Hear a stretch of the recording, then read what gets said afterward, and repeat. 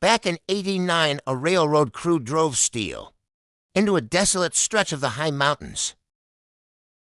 The work should have been routine, yet the closer we got to the gorge, the terrain shifted. The natives cautioned us strictly to never reply to a voice calling out from the deep shadows.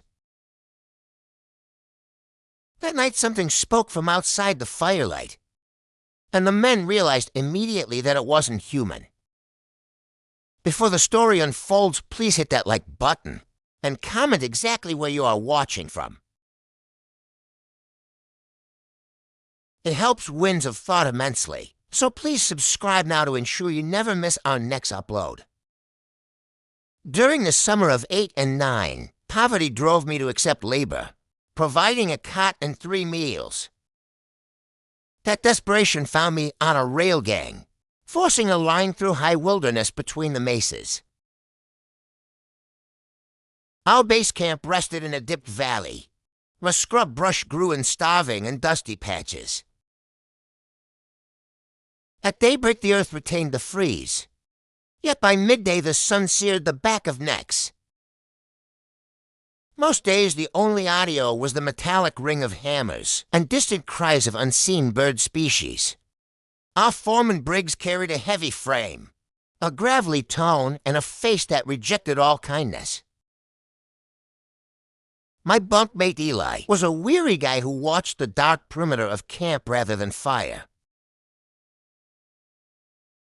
Perched at the Campbell's edge was a small and isolated tent, where an elder named Jonas resided.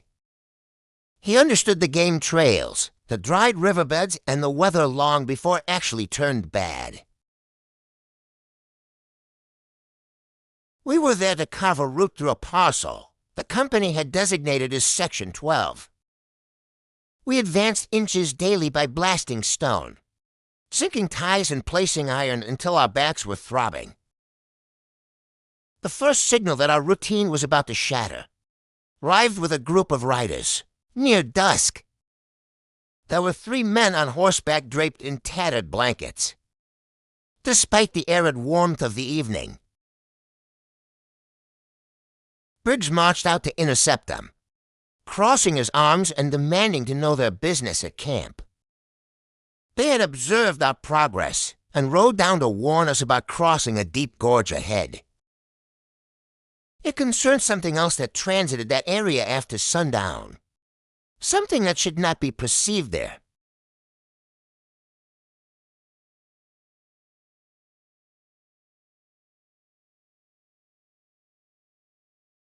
He said it could replicate the sound of a voice, but never the soul residing behind it. We must never answer a voice heard in the dark, unless we clearly saw the speaker there. If someone returned looking incorrect, we must recall that not everything wearing human skin is still human. The terrain mutated as we approached the area. The brush vanished and the earth turned ash gray. Jonas stood silent, gazing toward the darker gash marking the gorge, where shadows were already pooling deep. Near dusk, Jonas grabbed a lantern and rifle, telling Briggs he intended to circle the ravine alone. The night chilled rapidly. Conversation withered, and Briggs checked his watch, scowling because Jonas was not back. Briggs grabbed a spare lantern and ordered 3 men, including me, to accompany him to the gorge. The air at the lip was freezing as Briggs raised a hand and shouted for Jonas loudly. "Jonas!"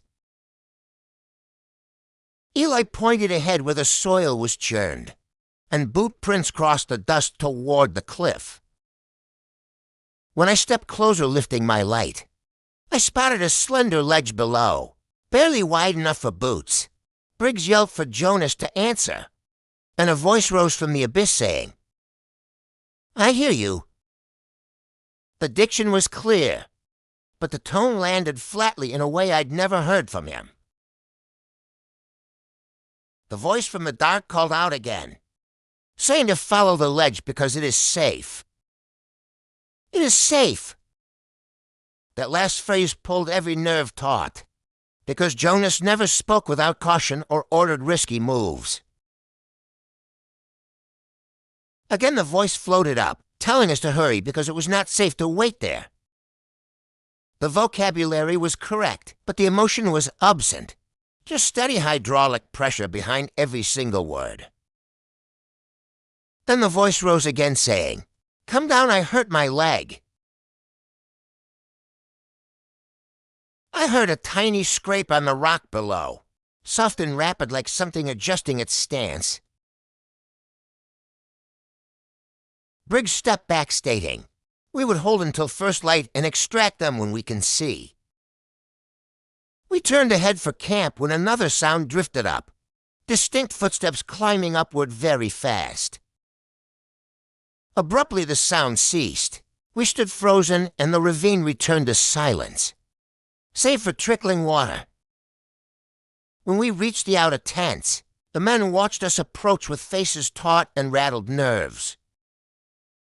Eli pulled me aside, whispering that it wasn't him, and suggested we should not be alone tonight.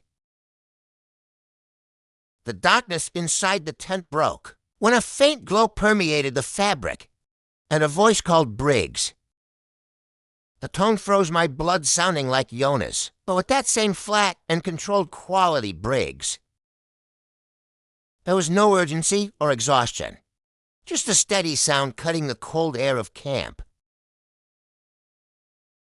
I reached over, shaking Eli, who stirred confused, until the voice repeated that single name again, Briggs.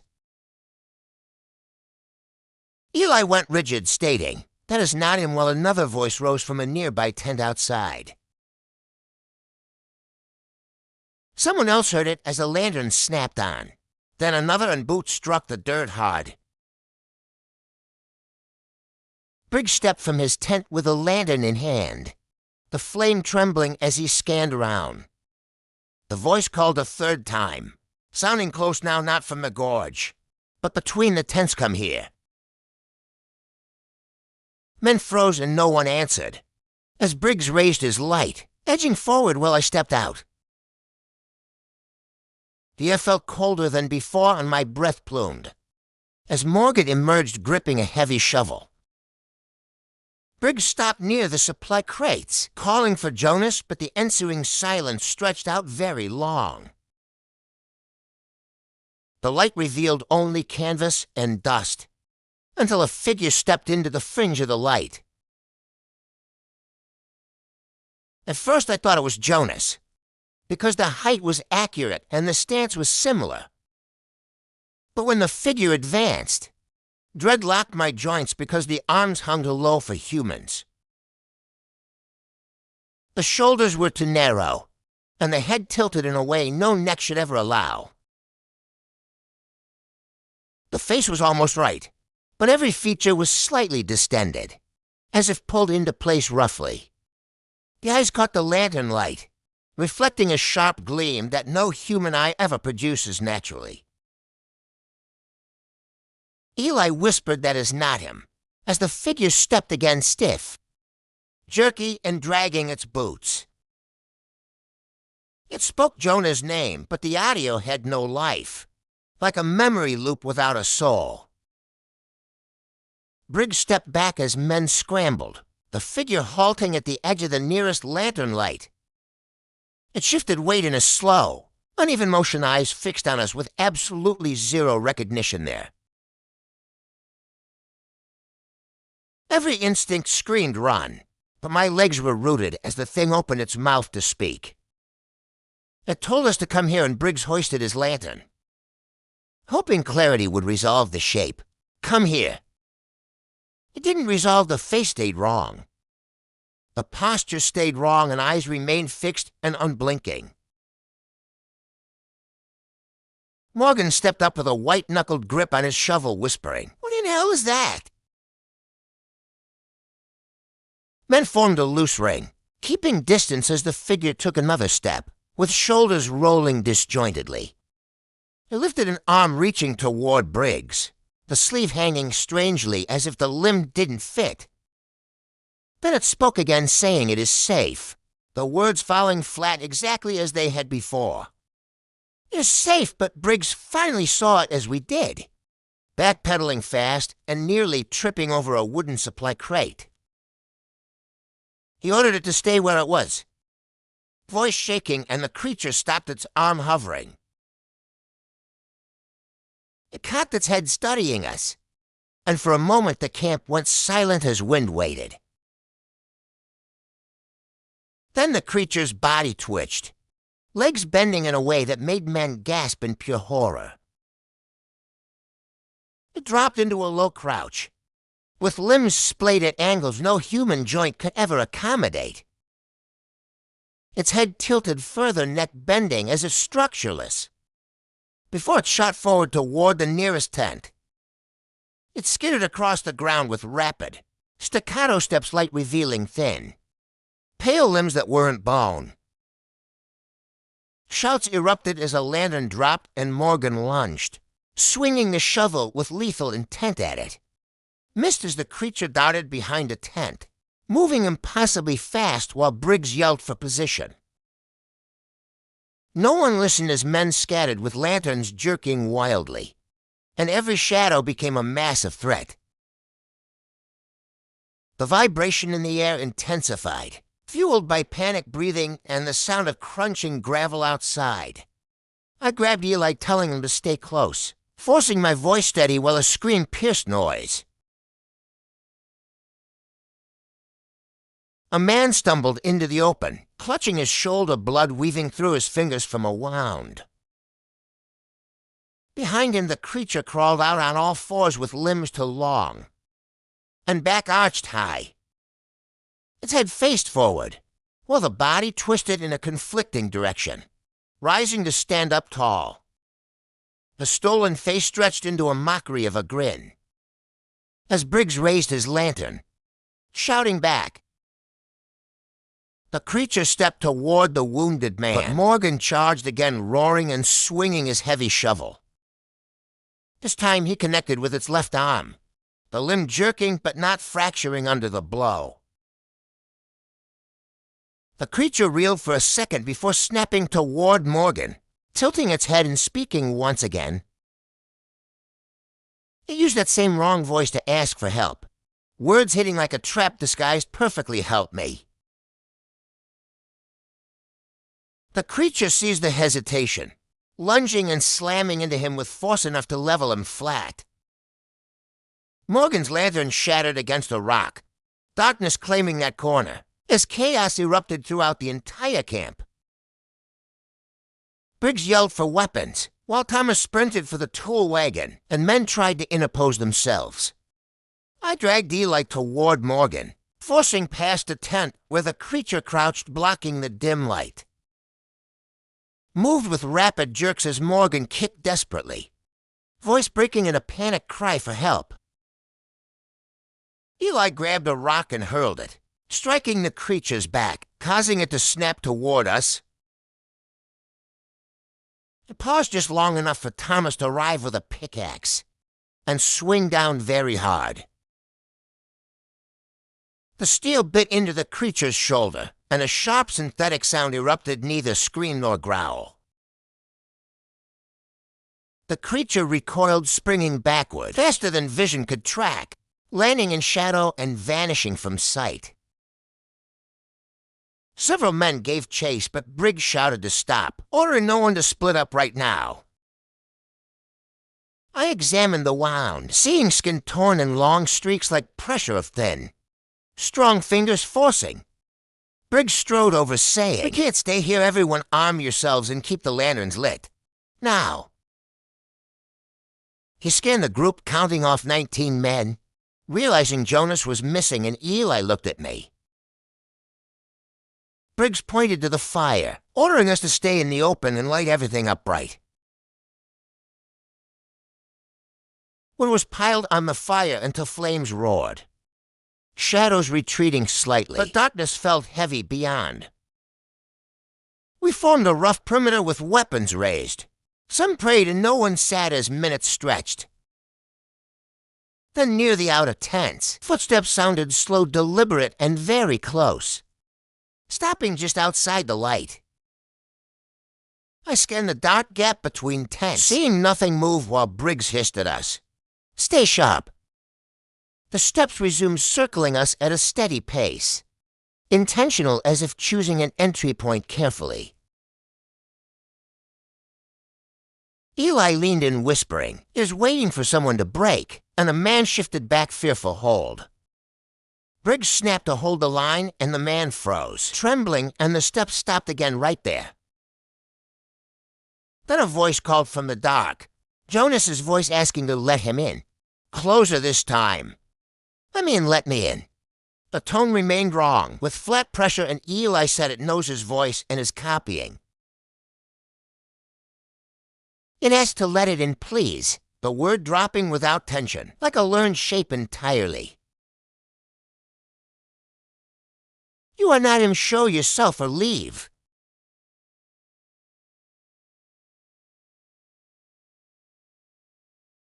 Without warning, a shape rushed the line. We barely registered it before men swung their tools instinctively.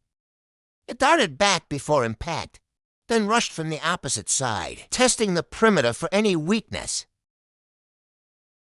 Every movement shook the lights. The creature stayed just out of reach, learning our reactions to it. Morgan pressed a rag to his wound, staring into the dark as if waiting for his name. Then we heard it say "help me" in Morgan's voice, the sound flaying us with empty feeling. Morgan's head jerked up, whispering, "That is my voice," as the creature stepped closer. "Behind the tent, that's mine." It stood still enough for lanterns to catch eye shine. Head tilted to far as Briggs waited. The voice rose again, twice repeating, "Help me," lacking timing and overlapping like a bad echo loop. "Help me, help me, help me." Briggs ordered us to form tight and not let it slip between, as we shuffled inward fast. Then another voice from the dark said, "Get away from them," deeper in the dark, but real. "Get away." Every man froze and the creature hesitated. Briggs stepped forward, asking Jonas, but received no answer immediately. Then scuffling boots sounded, and Jonas called out breathless, saying, "Briggs, I am here," limping into light. It was the real Jonas, face exhausted and dirty. Eyes sunken but alert, coat torn and dragging. Morgan exhaled and Thomas lowered his pick, but Jonas raised a hand warning us not to come. He looked past us, saying, "It is not gone." It followed me up and wanted to lead. A shadow shifted and stepped into view. No disguise now, limbs long, bent, thin, and barely human. Its face was stripped of the mask. Pale hollow. It crouched and made a sound like sharp breath bursting, then charged, hitting like a thrown weight. Sparks exploded as it sprang away, darting for a gap, and I swung a hammer. Hitting its arm, it grabbed a man, yanking him towards Shadow. Briggs hooked it with a crowbar, dragging both men. It stood paces away, chest heaving and measuring us, as Eli whispered that it is thinking now. Briggs said, "We end this now." The creature straightened, elongating unnaturally, then stepped back into the dark. We waited, but it did not flee. It wanted us to break formation and leave the line. Jonas limped to the fire, saying it does not fight unless it sees weakness in the group. Briggs replied, "We won't give it any," and we stood ready for whatever came from the dark. The silence pressed down as Jonas spoke quietly, saying it won't leave, thinking one will fall behind. Morgan wiped sweat, saying, "We can't stand all night," but Briggs insisted we must do exactly that. Then breathing arrived, not human. Short staggered bursts circling from the opposite side, slow and very deliberate. Eli said it is learning, so Briggs pointed to the fire, demanding more light and wood. Immediately, Thomas fed the fire until flames climbed and shadows shrank, but the ensuing quiet was actually worse. Jonas said it is choosing a direction, as we held for minutes until a new voice arrived. A thin, uneven stranger's voice cried help. I am stuck, but Morgan muttered, there are no chance. Briggs ordered us not to move as the creature auditioned sounds, trying to see who breaks first. Jonas moved closer, saying, don't answer. Then something heavy brushed the tent and Briggs swung his light. Something darted up the canvas, climbing, the fabric sag showing long limbs pushing out as men scrambled. The tent buckled, and Eli said, it is above us while the creature crawled along the ridge. It stopped at the peak watching for an opening, so Jonas warned us not to give one. It moved on the far side and vanished. As the tent collapsed completely, poles snapping loud instantly. I stepped back and Eli steadied me, as the tent flattened and movement underneath stopped completely cold. Then a pale hand pushed through the canvas with long, thin fingers spreading out wide and menacing. The creature rose through the tier, shoulder first then head last, revealing a pale and empty face. Stood full height as Briggs braced, and Jonas gripped a burning branch, while I pulled Eli. The creature took a quiet step, then another decided one before lunging fast with its limbs blurring. Swung an arm, knocking a lantern loose, flames streaking dirt as Jonas yelled, do not scatter. But it was inside the circle. Men swung tools that glanced off as it threw Thomas's side. It surged, finding the break it wanted, and Briggs slammed a crowbar into ribs but was struck down. Eli yelled as it turned on me with absolute focus, head tilted and body spring-loaded tight. I raised my hammer futilely until Jonas shouted, look at me, and it froze.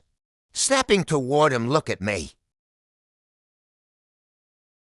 Jonas stood at the pit holding a burning log, asking if it wanted him as it lunged. At the last second, he swung the fire upward, flames meeting face at a bright flashlight. The creature recoiled midair, twisting and landing off balance, making a harsh, broken noise. As a senior East Asian Jonas staggered back, the creature scrambled up, limbs snapping back as Briggs shouted to keep hitting it, while rising up, keep hitting. Thomas raised his pick and another hammer fell, while the creature darted, with coordination disrupted by fire. It rushed the edge, but men closed ranks, forming a wall of light and steel against it. It changed direction straight for Jonas, who raised the wood again, leg buckling, and the creature stopped. It leaned forward rigid, measuring the man, and Jonas said, you followed me because I live today. The creature tilted its head, lunging, but Jonas anticipated and sidestepped, bringing the wood down on it. Crack! The creature shrieked, a forced exhale rising, and Briggs roared. Now hit it as we surged. Hammers hit back, spade the ribs. Rail tied ahead, and I struck its shoulder. Hard impact. It dropped to a knee, and Jonas thrust a second burning log at its face, causing recoil. Jonas yelled, it hates the fire. Close in, and the creature twisted, desperate, swiping at the flames. Morgan swung a lantern into its face, causing a hiss, and Thomas slammed a pickaxe into it. It rolled, scraping dirt, and Jonas pointed to the pit, shouting to push it. As we moved, we forced it back as Jonas thrust fire under its jaw, causing it to shriek and spasm. We shoved until its heel slipped into embers. It thrashed with real panic in the fire. Jonas shouted, hold it there, as Briggs stepped in with a rail tie held high above it. Hold it! He swung, ending it with skull impact. It collapsed, limbs sprawled, twitched once, and then fell still. Silence reigned save a fire and ragged breathing, as a Middle Eastern man named Morgan Whiteblood asking if it is dead. Jonas lowered fire to its face. Lighting hollow socket saw no movement and nodded yes. It is Riggs braced on his knees with no cheers, ordering us to guard it until morning arrived finally. He told Jonas to sit down, who smiled tiredly, collapsing on a crate while Eli stood nearby. Eli said we lived, but I stared at the body, which looked like an error in creation. We kept lanterns lit until dawn, while Jonas rested watching the corpse and Briggs wrapped his leg. We fixed the camp quietly, glancing over shoulders, while Morgan sat against a wheel checking every walker. Eli said we need daylight to see land, and I confirmed we leave at sunrise as planned. Pale light eventually touched the ridge. Shadows retreated, men straightened, and Briggs gathered us. When sun rose, Briggs said bury it, but Jonas insisted on burning it to keep it down. So we did. We built a pyre and 4 men carried the body wrapped in canvas, limbs light and wrong. They placed it on the wood and Jonas lit it fire, swallowing the shape as it curled. We watched until it was ash. Then Briggs ordered us to pack everything because we leave today. Camp broke down fast with quiet urgency, moving wagons back along the track, seeking distance over speed. By afternoon, we were miles away and air felt lighter, camping near pines with no fires allowed. That specific one was alone, but the land holds others. Yenna said we crossed an old place, and most never see one long enough to try fighting. We watched until dark, seeing nothing move, and near midnight I sat with Eli feeling normal cold. Eli asked if it was really over, and I said yes as morning broke clean moving east. No man ever returned to that ravine, and the company reassigned the route, citing unstable ground there. We did not correct them, and a year later, the crew split while I saw new lands. But Section 12 changed me. I learned to listen to dark edges and trust instincts without proof. I never forgot that voice or the silence of a predator choosing. When the wind dies, the reminder settles that some warnings in this life are not superstition alone. Some places are not meant to be crossed, and some things die only because the night allows.